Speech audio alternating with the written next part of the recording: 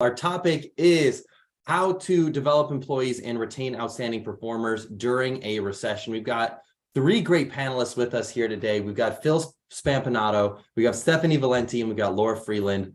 We're here to talk about what we found to be effective developing our teams, handling potentially resource constraints because of recession, and just really getting the most from our people, empowering our people when maybe there might not be promotions available for them to move up, and just keeping them excited about the work that they're doing. And then the other thing we're going to talk about, and this is my personal favorite, but what is a popular belief about leadership that you disagree with? And so when I say popular, I'm saying over 50% of other leaders would disagree with you, but you believe it to be true. I always love that because it inspires great conversation, great discussion, maybe even disagreement on the panel, which always makes them interesting. But before we dive into the topic, I would love to have all of our panelists introduce themselves. So Laura, if you could go first. Yes. Hey, good morning. Thank you for having me, Garrett. Laura Freeland. I'm the Executive Director of the Inland Port Transportation Management Association. We provide workforce transportation in the Southern Dallas County Inland Port area. But probably what I'll be speaking the most about is I have a very strong airline background. So started the flight attendant group at American Airlines right before 9/11 as a controller. So there is a lot of experience I have at American and other places as it relates to how do you weather the recession, and most importantly, how do you keep a motivated team? So thank you. Love that. Awesome. Stephanie, how about you? Yeah, so Stephanie Valenti, I'm the Chief Revenue Officer at SmartBug Media, which is a digital full service agency, globally remote.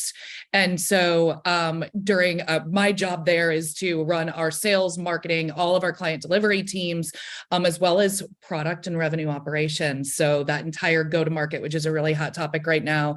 Outside of that, I have lots of experience, even leading the people side. So as a COO, have done that. And so I'm excited to be here and talk about this. This is a great topic right now. Very cool. And then how about you, Phil? Philip Spampinato, Director of Customer Service at Empower Pharma and Pharmacy. Have led many teams through big pharma companies, startups, through recession, through multiple rounds of layoffs. Look forward to the conversation and look forward to the symposium next week in Dallas. Awesome. And actually, I'm glad that you brought that up, Phil. So next week, March 30th, will be our Executive Symposium. If you were watching this and you're thinking to yourself, I want to meet these three fine individuals, come on to the Dallas Executive Symposium. We'll post the link to RSVP both in the comment section and in the link on this post. But yeah, we're going to be having incredible leaders talking about how to develop employees and retain outstanding performers during a recession. We'll have panels, we'll have case studies, we'll have great food and beverages. We're going to have a really good time. So if you're interested in coming, please feel free to RSVP in the link in the comment section and in the link on this post. So let's dive into the topic, which is, what have you found to be effective for developing your employees during times of recession uncertainty? I'd love to kick it off with Stephanie. Just what have you found to be a great way for developing your people when maybe there are some resource constraints and maybe there isn't that upward mobility that there is when there's booming times? Yeah. So if I look at the position that I'm currently in, we're in services. Right. So people are our product. And if you don't have enough people, right? When we went through the Great Recession and people were leaving, you can't grow. You don't have the ability to grow. It's almost like your demand planning went wrong, right? And you don't have the ability to get the cargo across the water. And so retaining our people and helping them grow and scale into roles is so important. I'd say last year, one of the things when I came on, I realized that there was a lot of listening sessions with people not having the opportunity to get the leadership that they needed. People in our entry-level roles were not raising their hand and saying, I want the promotion, which is like a huge red flag, right? So had the opportunity to really dive in and understand what the problem was. I always think problems like this start with structure. And so if your structure doesn't promote people the ability to learn, grow, scale, and feel confident in obtaining the skills that they need to do to get to that next stage, then it doesn't matter what your process is or your overlay of training or even recognition programs are. So I always start with structure. But outside of that, SmartBug as a whole has done a ton of things to help grow and scale their individual skill set of our people. And so we do, for example, and again, remember, remember, our product is people. So if we are not working for a day, that is a day off, right? Where we're not selling any hours and things, but we will shut down once a quarter and do what we call a certification day. And that is for the entire organization. So we are doing things such as getting new certifications out there in technology. We are doing and attending different live events. We do unlimited book reimbursement at SmartBug. So let people learn and grow as much as they want. So we reimburse that. And then we also really focus on, everyone gets like a budget, right? So $500, some people use it for different communities that they're being a part of. Our directors get learning community memberships just as a part of their leadership development. So I know that was like a lot of random different things, but we are constantly focused on it, because if we're not, we can't grow, we can't service our clients. So we've got to retain our people at all times. That's interesting. Okay, I have to ask. So when you mentioned that you were having entry-level people that weren't raising their hand for promotions, what did you learn as to why they weren't raising their hand for promotions? Were they just, did they not necessarily know that the promotional opportunities existed? Or yeah, what did you learn from those listening sessions? So they knew. So what I had realized is it goes back to what I had said about structure. We had a very typical kind of marketing agency structure where you had a director that was also leading people, that was also running accounts. And so the question started to be posed, if I have to make a decision, if my customer needs something and my people need something, who am I supposed to pick? And someone said that to me when I came on, and I'm like, oh, you shouldn't have to. Like you shouldn't have to make that decision. It should always be your people. And so look, in those listening sessions, I realized our structure was off. Our people weren't getting the dedicated leadership and development that they needed, such as one-on-ones, such as like ongoing just training and development that was individualized to that person's book of business. So that was one. Two, the other big piece here was that we were not making the job easy enough from like a segmentation standpoint. So like someone's book of business could have startups, enterprise, large company, small company, different verticals such as healthcare and manufacturing in the same book of business. And so that specialist was intimidated to raise their hand and say, I want to run strategy for 5 companies. I don't know what my book of business is going to look like. It could be anything, but hey, I'm ready. And so we started to develop these different segments to allow, say, a first-time strategist to walk in to a book of business where they know it was going to be healthcare, it was going to be small business, and they could really get good at learning that and then elevate up throughout.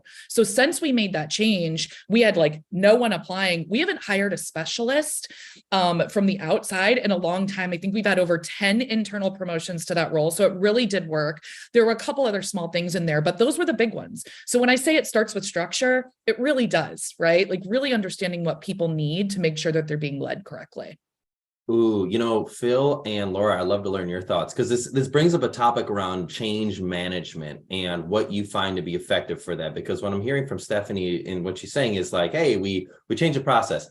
Would you make it seem easy? I know it's not easy. Any change management initiative is difficult. So, Phil and Laura, what have you found to be effective when implementing any form? Well, one, identifying change management initiatives and then implementing change management initiatives, because when you've got any legacy processes that's in place, people are resistant to change because it inherently creates discomfort. And also the person who might have created that initial process might, whether that be ego or just pride, might feel a little tarnished that their precious process that they created is now being replaced with something that's different or better. And I would imagine there's probably some frustration with that. But yeah, Phil, Laura, I'd love to learn your thoughts. What have you found to be effective for any change management initiative? Phil, why don't you go ahead? I got lots of ideas I can play off of. I was going to let you go first, but I'm glad to. So look, I agree with a lot of what Stephanie said. Again, can't wait to meet you and talk more next week in person, especially about, learning, training, development, but that's not the question here. But about that, I think one of the main things to strive for is employee buy-in for those changes, and make sure you explain the why, not just that we're doing this, but why we're doing this.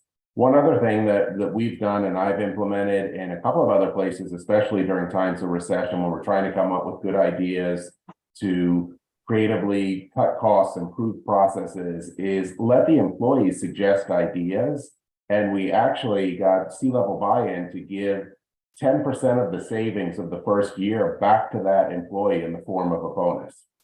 So if it was a savings of $100,000 or $1 million, they're getting 10% of that in the first year. It's helping the company's still recognizing the 90% savings, and the employees feel empowered to truly come up with outside the box ideas that really move the needle.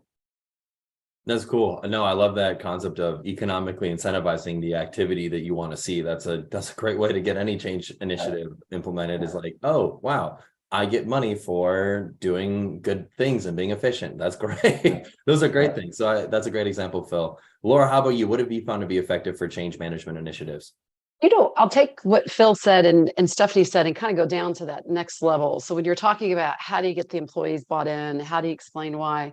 I think the key there is trust, right? So yes, it's the listening session, but how do you use those listening sessions in a way that helps to build the trust? How do you get the employee buy-in? I would say it starts from the very beginning. We were doing a new revenue management system that was challenging the way people have been doing their jobs for decades, not years, decades. And one of the things is how do you get everyone started in the very process of identifying the problems? Because they may say everything's fine, but then as you start to ask, yeah, but you're spending an awful lot of time trying to get that data together. Is that, what does it keep you from doing? And so I think when you're really pulling out from those individuals, when you're talking to them, you're really teasing out those listening sessions and those buy-in sessions as a way to really get them to talk. So you're doing well when they're the ones that are putting the problems up on the board, and therefore they can then explain to themselves the why. One of the things I did love is we had a consulting group, a change management consulting group helped us. So anything I learned was thanks to them. And they mapped out stakeholders, like who do you need to convince? There's lots of people that you want to convince everybody, but you can't. So you got to strategize who you convince. And it really talked about kind of how invested are they in the program, the issues it affects them, and then how are they seen by others? And what as I've done so many change management projects over the years, I always look for that person who's the biggest critic, but is also the person that when you have them on board, they've got enough of a audience that when they see that person's converted, they know it must be good. Go ahead, Stephanie. You've seen it, haven't it? It works wonders. You're right. Your detractors and your promoters in change management are huge, and you are so right. Laura, you said something right on asking questions and getting buy-in. I love the question of magic wand, right? So coming in and saying, okay, this is your universe, right? Magic wand, you could do anything you wanted to help make your job better. What would it be? And that really gets people to think outside of the box instead of telling you what they think is wrong. You're opening that up and then taking those quotes into your change management of like, here are the things I heard, and here were the 5 topics that came up on a repetitive basis, and building those into the presentation of initial like recommendations has been really helpful for me too. Yeah, and to your point, Laura, what you said about detractors and people that poke holes in things, I had one employee that was a pretty negative employee. I'm a pretty positive, optimistic person. And other directors would be like, Phil, why don't you get rid of that guy? He's so negative in all the meetings. I'm like, he's one of the best people to look at what we're doing, to say what's wrong. And if I don't mind that he pokes holes in things. He's otherwise a great employee. And I don't want to mention any names since this is live streaming and recording. So, that detractor actually validated a lot of the theories and made sure that there was nothing wrong for all the other people that didn't speak up and poke holes in things the way that he did. So when I had that person on board, I knew we had a solid plan. Yeah, there's a theory about even bringing them in early. So it's risky, right? But taking that really like strong detractor and making them your advocate and telling them, I'm telling you this to you up front. I don't want you to tell anybody else, but I want your opinion because I value it. They get to go through their change curve earlier. because change curve is almost like the grief curve. If you able to look it up, like all of the emotions you go through as you're grieving. But if they go through earlier, then they're in a good space when the rest of the organization finds out. It's a pretty great theory. And it's risky, but it does help. And it sounds like, Laura, that's what you've done in the past. So yeah, that's great. So I think there's a couple of cool notions that you all have brought up here. I think one, having our detractors in the room is really critical, because if we all have a bunch of yes people in the room, then we're gonna end up discovering we've got spinach in our teeth and have no idea. That's my example of when you fall flat on your face and you're like, man, I really wish someone would have told me this didn't look the way it was supposed to look. And then the other thing that y'all brought up, which is interesting, it's this notion that let's try to understand the challenge. Like, sure, our people can provide solutions, but sometimes there might be scenarios where their knowledge or insight as to what could be potentially possible is relatively small. So the example is, if you were to go to Henry Ford in the 1800s and ask him, what his customers asked for, they'd say a faster horse, not a car, because they couldn't think that a car was possible. So oftentimes what we need to know, and I think y'all are bringing this really great point up, is we need to know the problem really critically well, and then, leverage different insights to come up with solutions that maybe are totally off the wall and not even considered. So I love the magic wand idea, because that's, it's like, if I could have something that could do this thing, it's like, well, little do you know, this thing does exist and this is what we could do. And do you think that's also, you really have to, when you're doing that problem identification at the beginning, that's so critical. That's why you're bringing in such a diverse group to do this, right? So mine is revenue management. It was airline cargo revenue management. I had my cargo RM folks say what their challenges were, but then bringing in those other stakeholders. I think you're exactly right, because they see it from other sides. I think the other thing is also kind of identifying, you think you know what the problem is, but you're really identifying a symptom. And it's not getting to the root of the problem. So I think that's another thing. That ID session is so important. And that's when you can get some of those detractors too. If they're saying everything's okay, especially if it's their process, it does come back to, but, I see you working a lot that, doing activities that could be automated. And that keeps you from really using your special skill, your super strength, to take a data that's already presented and share that back with the sales team, so you can start having strategy sessions. And I think it really is kind of, sometimes the symptoms help you in that direction, but you're exactly right. When you're looking at it, that first part of identifying where there's change, I always have an opinion as to where I think it's going to be. And I always have to remind myself, keep your mouth shut, Laura. There's so many other things. And so that ability to bring so many people in and to really have that as an open session, it's a lot of time to spend. And somebody talked about it earlier. What does this mean for the customer? How does it help them? What's it going to help us for our bottom line? And there should be so many pages of those Post-it notes and large things of all these ideas. You're never going to get to it, but it's always something to come back to structure around. I think is key.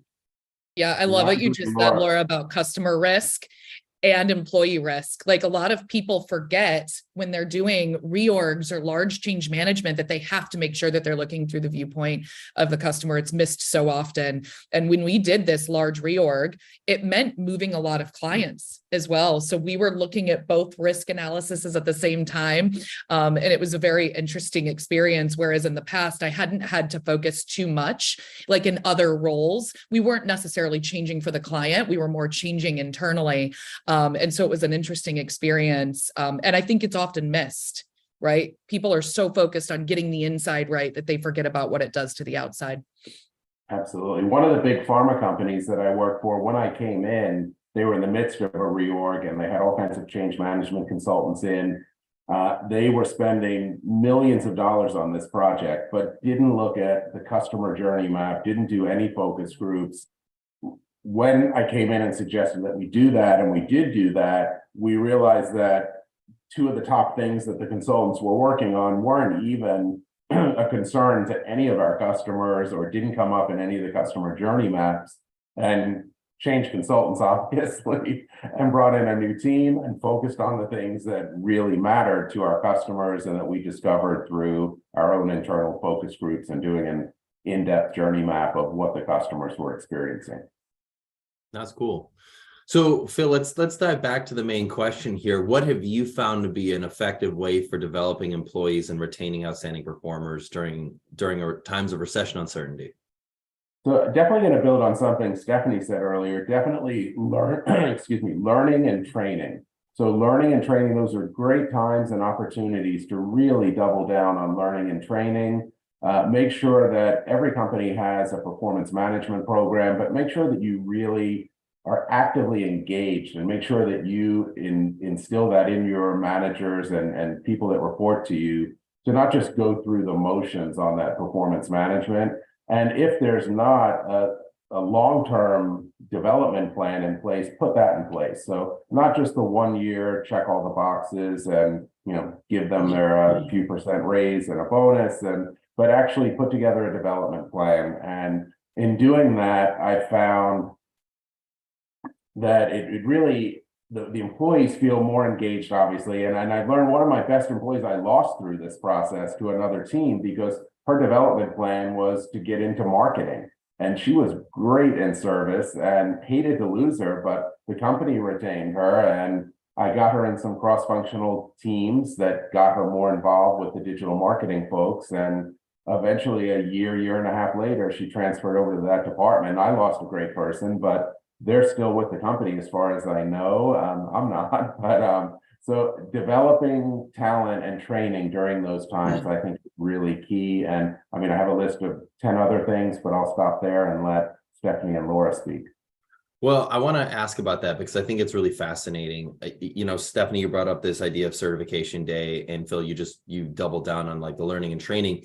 I'd be curious to know, what is the happy medium? What is the best way to go about achieving that? And the reason why I ask that is because oftentimes I'll see employees and they'll say things along the lines of like, yeah, I've got this learning and development budget and I don't know what to spend it on, or I don't know what to do, or I don't know what to pursue. And so they don't use it or they don't pursue anything. And so we as leaders perceive it as a lack of initiative or maybe a lack of drive, but maybe they just don't really have a path. On the flip side, if we have a preset, everybody needs to go through these trainings and learning and developments, we are potentially stifling the opportunity for them to go on their own path of growth. So how do we go about achieving this happy medium of like giving them the autonomy to go out and pursue things and really the encouragement, like saying, providing almost suggested paths, but how do we go about allowing them to learn the things that they want to learn, but ensuring that progress is still made towards something, anything. But yeah, so I'd love to learn your thoughts on that topic. So it has to be on the, go ahead, Phil, go. I was just going to say, one of the platforms that I like that ties into what you said, Garrett, is Harvard Mentor Manager, I believe is the name of it.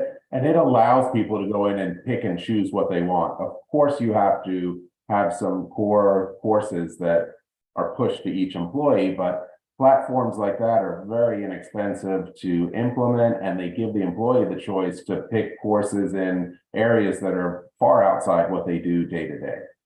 Go ahead, Stephanie. Sorry to interrupt. Oh, no. Yeah. I mean, I think on employee development plans have to include trainings to help people get to that goal, that next step that they want. And so whether you're using a technology platform or you're using, an outsourced company, right? Whatever, it's about what do they want to do in your one-on-one, in your mentorship sessions, building out an employee development program. There are required trainings for the company. That's not what I'm talking about right now, right? I'm talking about like, if you want to be a leader someday, your goal is to get into leadership. Let's talk about your areas of strength today, naturally. What do we need to develop? And then let's go find you like the courses, the workshops, the communities to help support that. And that's how you use your budget.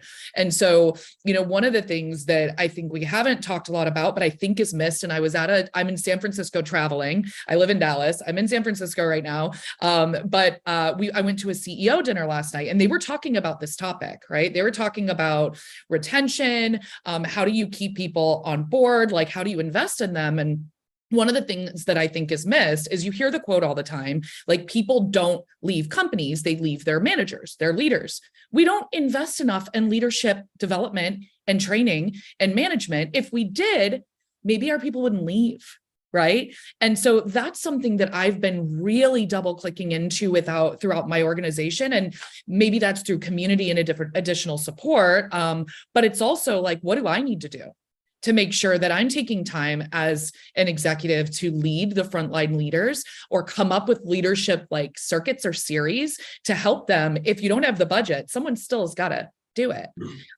So just something we haven't talked about yet, but I think is important. In fact, I'd like to add on to it, because I think one of the things I would say is you guys are definitely hitting on all the points. I think too, sometimes if people aren't coming up with it, and especially if you don't have the money for it, I think everything that you guys said and add on to it, have those individuals come back as a team to present what they're doing, right? So, you can have your team, like at our team meetings, why don't you guys come back, tell me what kind of training you've been doing. And so somebody says, that there's like 5 people that are looking at how do I improve my communication skills. You know what? If you feel comfortable with it, why don't you guys talk, if it's okay to share with it, can I share? And then you guys come together and figure out what's been a really good class for that. So I think that also everything you said, and put that employee in ownership. They may, even though you put them in ownership and they don't know what to do, they still want to own it and have that ability. They just need some guidance. And sometimes it can be having them work with others, share what's worked, and then it gives them yet another chance. I think you're right, Stephanie. You can never give people too many opportunities for leadership. And so give them the chance in front of their peers to say, here's what I did, here's what I liked. And then people ask about it. It's another way to just build on that as well. Laura, I wrote that down. Like, that is huge. That is what's missed. And then people don't think that the training is happening because no one's coming back and talking about it. And so truly bringing it full circle is huge. I wrote it down in quotes. I'm stealing it.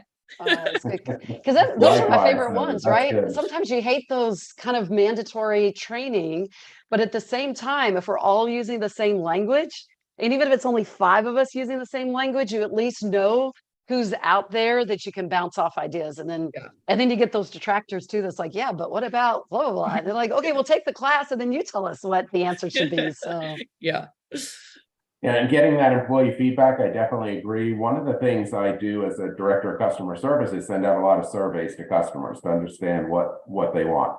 So I started to also utilize that to send surveys to employees. And we have these tools. Why not just repoint them internally and do a lot more employee surveys and engagement? And it's amazing the feedback you get from those employee surveys. This is interesting.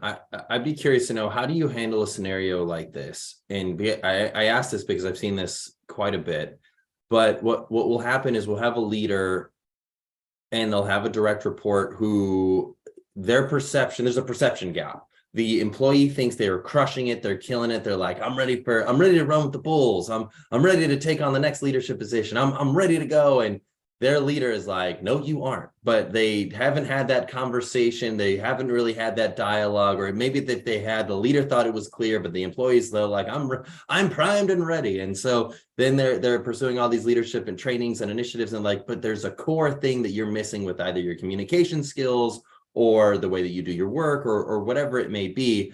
How do you go about handling an employee where there's just a gap in perception between what they think of themselves and what you think of them? And although they want to run with the bulls, they want to get to that next level, you're just like, you aren't ready for this, but you still appreciate having them as an employee on the team. So you don't want to let them go, but you have to have that rectifying expectation setting conversation. So how do you go about handling that? Well, that's just a tough conversation. And so that happened to me recently with an employee that thought exactly what you said, that they were ready for the next level. They were not. They didn't above an entry level person, but didn't have any management experience. So what ended up happening was a tough conversation and a lateral transfer to another department where they could get some more relevant experience that just wasn't available in my department. So we didn't lose the employee, but they didn't get the promotion they thought they were going to get. But after that conversation, they understood why and appreciated the fact that they were given an opportunity to go to another department that they were also interested in and bolster some of those skills. Bill, do you also think it might, oh, sorry. Nope, go ahead. No, please go. ask you a question. Do you also think what you said really resonated with me? Sometimes it's you have such a comfort level and expertise in this particular skill sets, which makes you feel like you can be promoted, right? But that knowledge and expertise is a huge factor, but it's missing some of these others. I wonder, Phil, did it end up with that person? They had to get out of their comfort zone. And that also helped too of, okay, I know how to handle this situation, but when I'm out of my comfort zone, it's, can you do this across the board? Was that maybe part of it as well? Yeah, absolutely. Definitely. Yeah, I've seen some success in scenario role playing in this situation, right? So a very easy example is, someone thinks they're ready for their first management role of people, and they're like, there's no way I'm not ready for this. I totally crush it. And I said, okay, well, let's start doing some coaching. Like, let me give you a scenario. And the scenario is, let's say that you have someone on your team that's a super high performer, but they're a culture crusher, right? They're late to your meetings. They provide some disrespect amongst the group. They don't meet minimum metric expectations because they don't think they have to. How would you handle that one-on-one? But you can't demotivate your highest performer. How would you handle it? And what that does is it's awful, but it almost like knocks them off the high horse a little bit, because they realize, they try to answer, they realize they don't have necessarily the appropriate answer and how to handle that situation. And they take a step back and they're like, how should I answer it? And then they realize they have more to learn.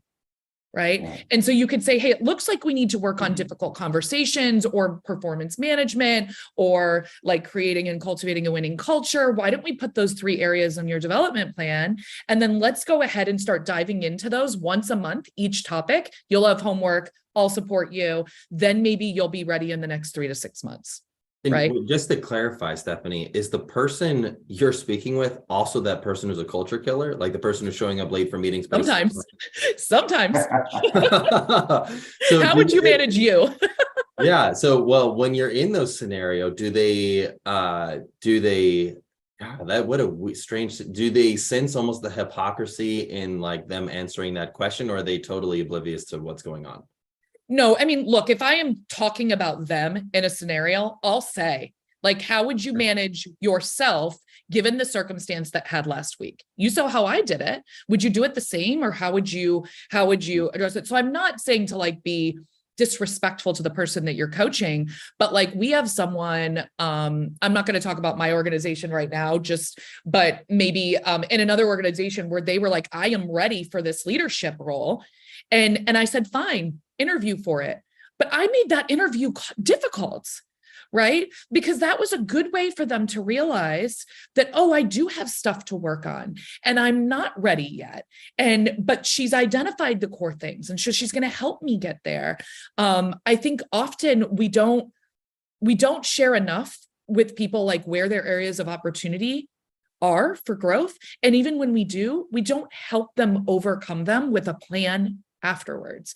And so I do find like the interview, the role play, the situational things really help level set people again, and help us come up with a plan. So, but no hypocrisy per se. I mean, look, if someone was like, I'm the best, and they are really a culture killer, I call them super chickens. Then yeah, you can have a one-on-one to let them know, right? Pretty directly, but I don't know if I'd do it directly like that. That's interesting. But like Stephanie said, that's all great stuff to capture all that. But then if you don't put it into a formal development plan, then, I think you're missing an opportunity. It's got to go into that development plan. Yep. So Laura, I want to learn your perspective on this topic. What have you found to be effective for developing employees and retaining outstanding performers during a recession? I'm probably going to take it even to the extreme of like the week after massive layoffs are announced because of 9/11. I think that's the time that I learned the most. I was lucky as the controller. I had a phenomenal VP flight service, and this is who I learned from. So anything I say, this is this other woman who taught me. I think if you're actually right now going through layoffs or they're coming, what's the hardest thing you're dealing with? Everybody's frozen. They're just frozen. They're just like, they're shell shocked. They have no idea what's going on. And what I learned from my VP was they feel loss of control. That's the hardest thing, is not having control. And so here's this woman telling us, she would just have constantly these meetings, bringing us all together. One, that was fantastic to have such an open dialogue with your VP. She is there. She gave us the most information. She always said, I will share with you everything I can. If I can't, I'm not sharing it with you. It's because I can't at this moment in time, but the second I can, I will. So a lot of people came to our group to say, what'd you guys learn? So it wasn't, it wasn't rumors, it was facts. A lot of times those facts were, I don't have anything to share with you right now. But what she did help us with was this idea of control. You're probably feeling out of control. You have zero control. Other people have your fate in their hands, and that feels crappy. What are you going to do to take it back? We spent so much time talking about what are you going to do to take it back? Is your control, gee, I don't know if I could get another job. I've been in this company for so long. All right. Start now, write that resume. Start now, do those informational interviews. Start now, everything so that you have control for your own job search should it happen. I'm worried. I'm the sole breadwinner. What is this going to do to my family? All right, sit down with your family. Talk to your spouse, kids, whoever's in that picture, and let's talk about what can we do to start having more control over our finances. Will it be enough? I don't know if it'll be enough, but at least you started having control. And I got to say, that is one of the biggest things as a leader, is helping the individuals to acknowledge, like, you don't feel like you have control, but you do. It may not be the control you want, but you have control. And it was interesting, those things. And again, I had to go through so many rounds. It was nice to see that I was able to then take that to my team. They saw that we cared and wanted them to really take ownership of that. They felt that. They knew, we talked a lot about, you're going to feel frozen. If anything, this is when we need it the last. This is the absolute worst time to feel frozen. This is when we need to be creative, be nimble, all those things you guys have talked about, and to make sure we retain our customers during this hard time. And, I think people want to either put their head down, ostrich in the sand. If I keep my head down, they won't notice me and they won't let me go. Or I've got to be superstar, go out of control and just do that. That's not what's going to keep you in that role. It's other things. And what will help, and we talked a lot about this, is stay focused. We know what to do. We know our job so well. Stay focused. And when other people see you as a source of strength, stability, leadership, this is something that's going to help you be a leader, indirect, direct influencer in so many ways. And I'm really proud of all those groups. And when other people on the other side of the building were just frozen, ours was the team that just kept knocking it out, knocking it out, knocking it out. And I didn't tell them this, but we all knew it, right? The more we just do it naturally, our job, we're going to come out of this better. And when there is a constraint in resources, they're like, I want to see those guys keep doing what they're doing because they're finding ways to make money. And that's a great, and you're happy. If things don't work out, and it's easier said than done, you at least knew you gave it all your best. No, I agree, Laura. That's all amazing what you said, and some great stories of that in practice. But one of the things I've noticed also is that transparency and communication are key during those times.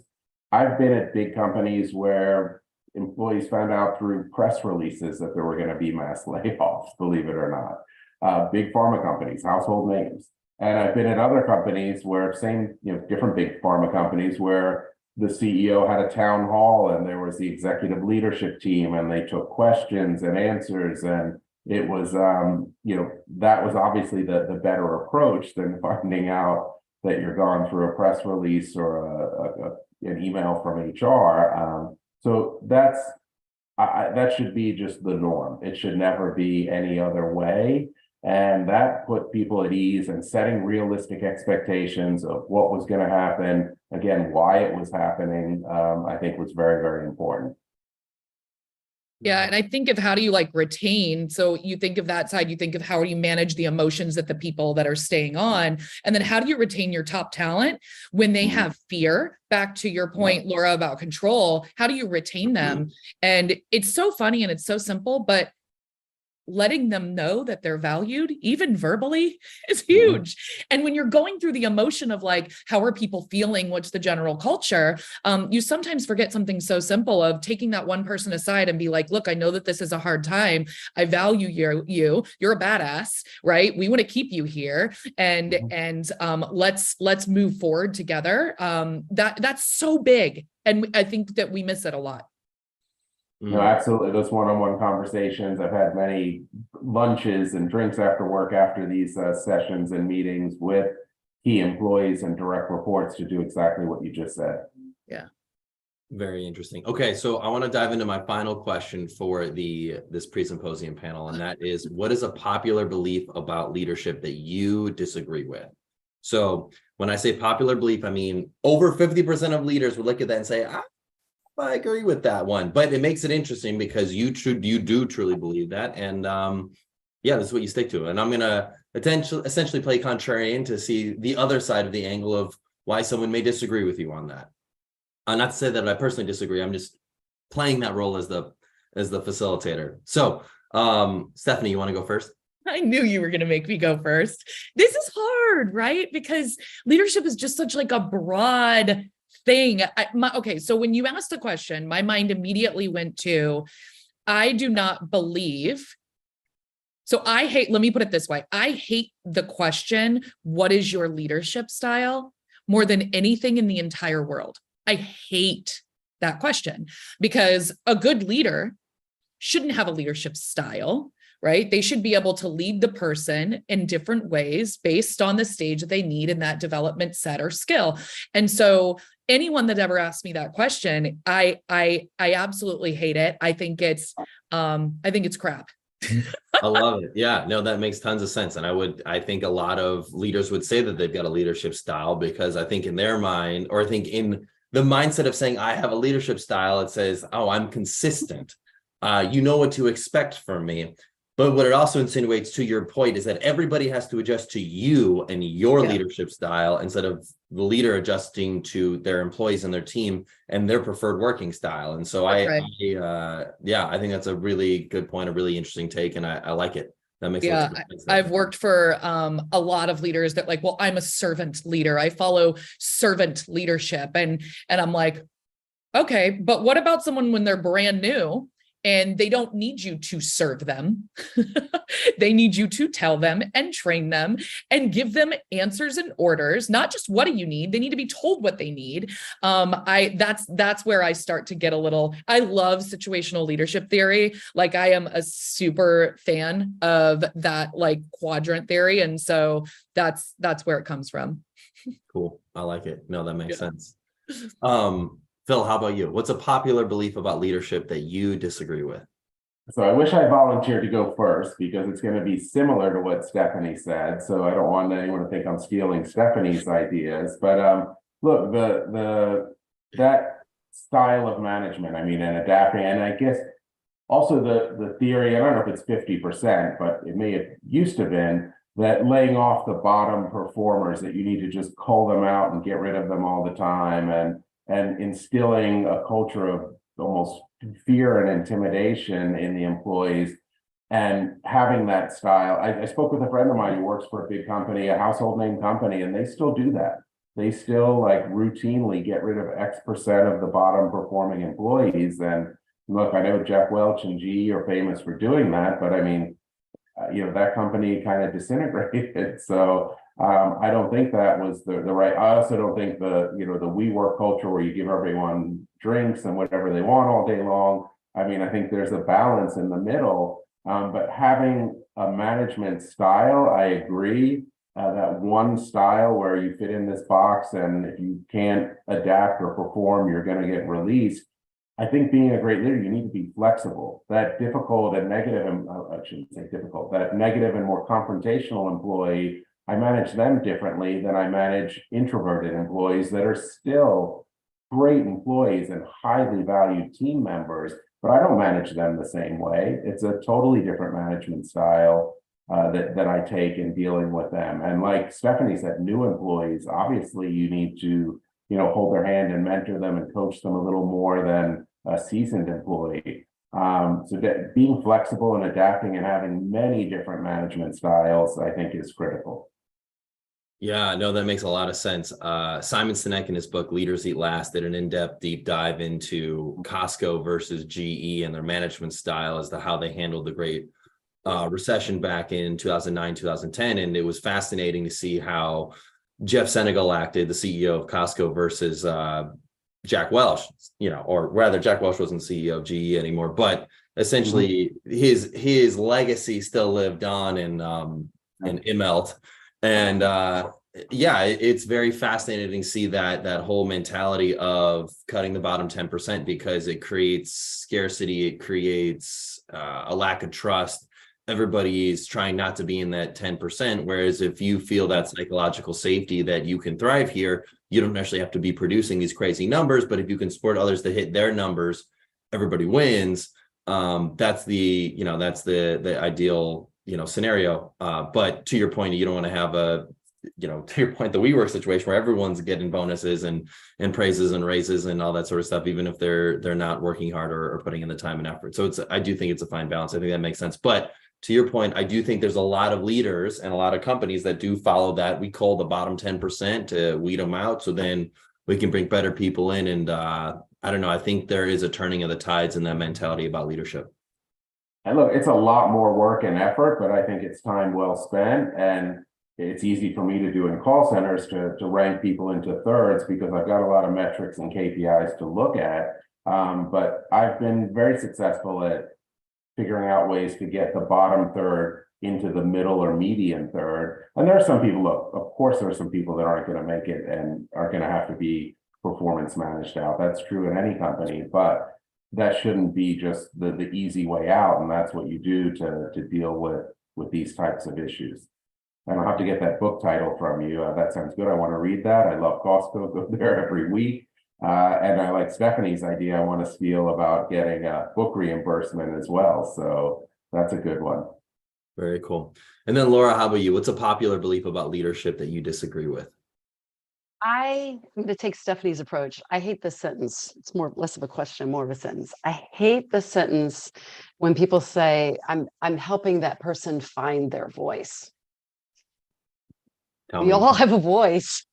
That's not the problem. Maybe it's we're not listening. And I think that is just drives me crazy. And I think it's anytime I hear that, and I you know what?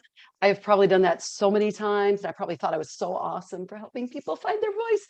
And then I realized it's kind of over time is like, Laura, maybe you just aren't doing a really good job listening. Maybe our group isn't doing a job listening. Maybe the manager, the leadership, there's just so many ways. And now my job is working in a community. And this is really, it's what really influenced this for me was working in the Middle East, realizing the privilege that I was given versus people on my team just because of where I came from. And that's what really brought it to me like, oh, wait a minute, I don't need to help this person have the voice. They have it. I mean, why aren't we listening to this voice? And so it's really interesting taking that knowledge now, very community focused job that I have, and just how often it's me doing that introspection of are you listening? Are you really listening? You can be quiet. I know I'm supposed to, use your mouth less than the ears and blah, blah, blah. But I have noticed whenever I do this, like, oh, no, that's not the way it's like, Laura, that's not listening. So at least I'm finding ways for myself to also see when I'm not listening. And I think it's a skill that I will always work on and really try to develop. But I hate that. So I was glad nobody said that today. I was like, okay, good. You picked a great team, Garrett. Nobody said, yes, I help people find their voice. So thank you. And then I will recommend. I mean, if they did, that would be great to have that disagreement on the panel. I mean, that makes things interesting. I like it. I like the disagreement. But can I clarify real quick, just so that I can fully understand what you're saying? Are you saying that you don't like the notion of I help somebody find their voice? And when you say that, are you saying that you have an assumption about how they're feeling, and so you speak up for them based on that assumption when they don't actually feel that way, or they might feel that way, but they don't actually feel completely that way? Is that what you're saying? That's one scenario. And then the other one is, do they actually, they may have a voice. Maybe what it is what makes me uncomfortable about that is it puts the problem on that person.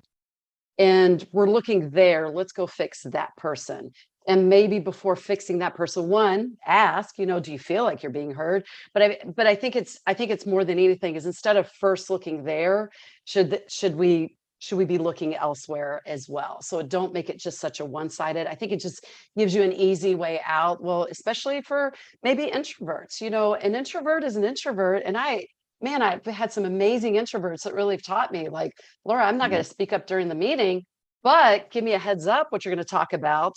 Then I'll speak up. It's they have their voice. It's just me learning a different way to listen to it. So I think your example, Garrett, is one. I just want to avoid where it's that individual's mistake and we're fixing that problem for them. And there is a voice that's not being heard. Whatever is going on, then let's figure out why that's not being heard and look at it holistically, if that helps clarify. Yeah, No, those are all great points, and those voices and the introverts that you mentioned. One of the things I started doing a while back was when I have weekly or bi-weekly team meetings with my direct reports, soliciting their feedback for the agenda prior to the meeting, because I know there are a lot of people that they'd love to talk about these things, but they're not going to bring them up in that meeting. But if I get them to put some input into the agenda for the meeting, then I will cover them on their behalf. And typically they'll chime in during the meeting as well. But those are all great points. So that way you need to make sure their voices get heard, even if they're not willing to speak up. Or if their voice is different. Like, I think that's what I took away, Laura, is like, just because they don't use your language, and I'm not talking about actual different like language, right? But just because they don't use your language or say it the way you want it to be said, or say it in the volume or at the time that you want it to be said, doesn't mean that they don't have a voice, right? So that was my biggest takeaway from what you said. And I agree. I'm like thinking to myself, do I ever say that? I'm not going to say it anymore if I do. So love it. It's great. Awesome. Well, everybody, great insights today. This was fantastic. Thank you for sharing your perspective on how to develop employees and retain outstanding performers during a recession, and as well as sharing your popular belief about leadership that you disagree with. For anybody who's watching right now, if you are interested in meeting any of us and learning more about these different topics and learning about these different takes in leadership, come to our Executive Symposium next week, exactly a week from today. Thursday, March 30th from 5 to 8 p.m. We're going to be hosting the event at Accenture's office in Irving, Texas.